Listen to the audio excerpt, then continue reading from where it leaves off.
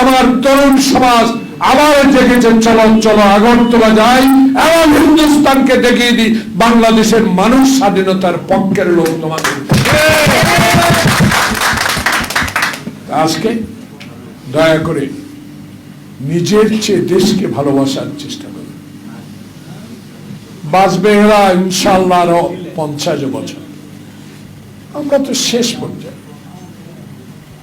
আমাদের থেকে আর আপনারা কি পাবেন? পাবেন উপদেশ, কিন্তু আমাদের উপদেশ রক্ষা করার দায়িত্ব আপনাদের।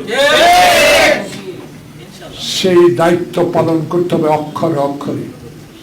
যতই রক্ত চক্ষু হিন্দুস্তান দেখান না কেন, কাম হবে না, লাভ হবে। নিজের কথা ভাবেন, 7 সিস্টারের কথা ভাবেন।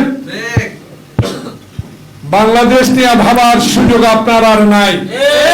বাংলাদেশে এখন শেখ হাসিনা